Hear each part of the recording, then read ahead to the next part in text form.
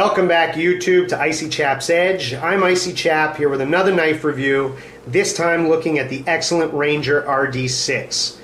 There is so much to talk about this knife, so I want to get to it. But first I want to tell you that I will be having the knife maker, Justin, make some modifications for me. I've used this knife extensively in the woods and I've thrashed on it. And I can tell you there are definitely some things I absolutely love about the knife and some things that I think should be changed. And Justin was a really nice guy on the phone.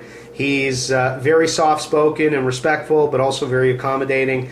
And I want to do this review now as a kind of before shot.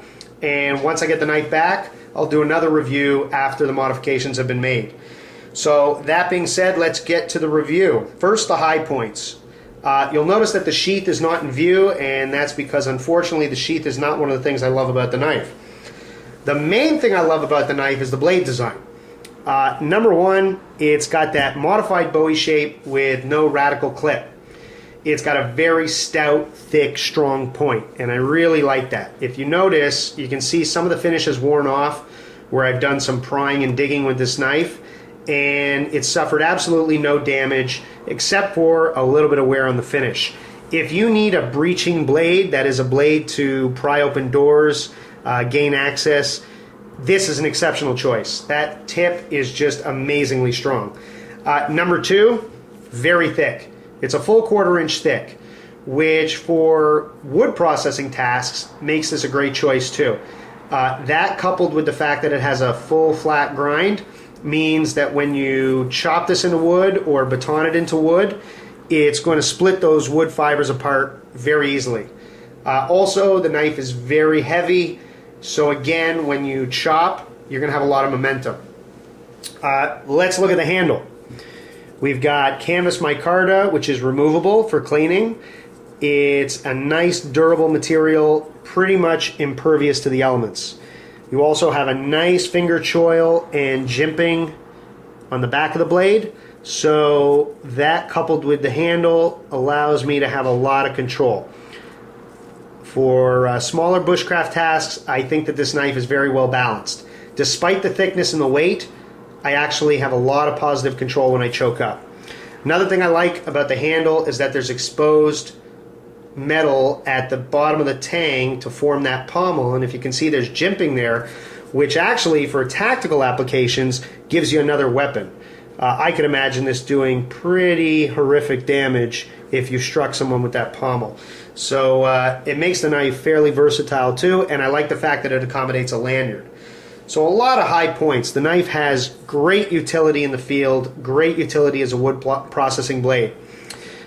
So it's a good wilderness survival blade. Absolutely, if that's how you want to employ this knife, I think it's going to perform very, very well. So what are the low points of the knife? Well, number one is I think the knife is a little too thick and heavy. For a 6-inch blade, I don't know that it needs full 1/4 inch thickness.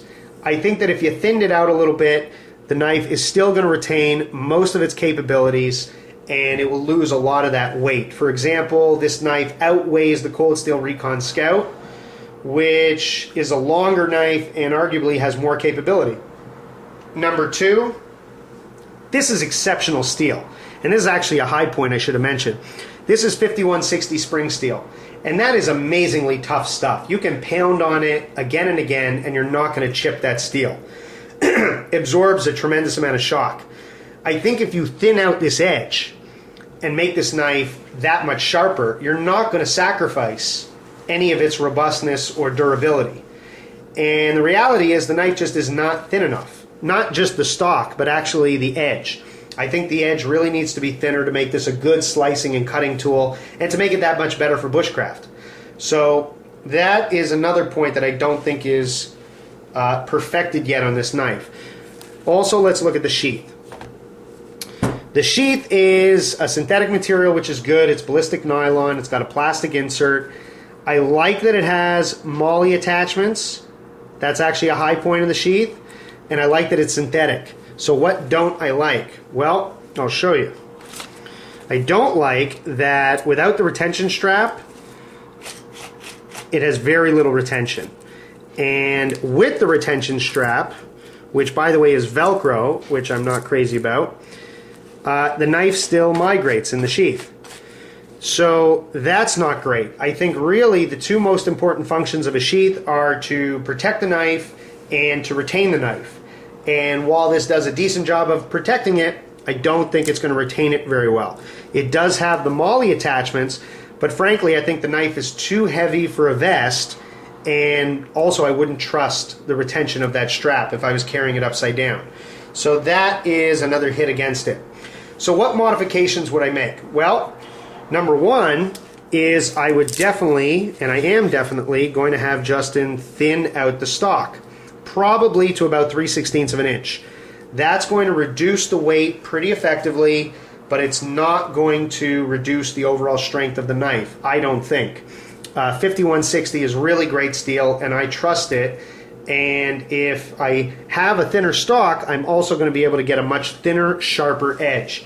And that's going to make the knife better for cutting and slicing, better for bushcraft, but I'm still going to be able to use it for some lighter chopping and even some splitting. It's going to make it also much more comfortable in my hand because it's going to be a little bit thinner. I'm also going to have him increase the size of the choil and to add more jimping to the spine. And those two things are not only going to make it more controllable for small tasks, but the extra jimping is going to give me another surface for bushcraft. In addition to that, I'm going to have him further radius this micarta. That means basically increase the curve all around. And that's also going to make it a little more comfortable. And also reduce the belly of this handle a little bit. It's an extremely robust handle, a little more than I need for the size of my hands. Finally, and this is not something I would have Justin do, but assuming all the modifications go according to plan and the knife is that much better for me in terms of utility in the field, then I may go ahead and spend the money to get a Kydex sheath made for it. Because I suspect after the modifications, this really will become one of my favorite outdoors knives. As it is, I think the knife is tremendously capable for its size. I was very impressed with its strength and just how much punishment the blade could take.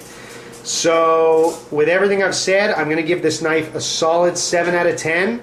I think it's a great knife, and for the price, I think there's really very little reason you shouldn't go out and get one. Thank you for watching. That's my review of the Ranger RD6. Leave comments, subscribe, and have a good one.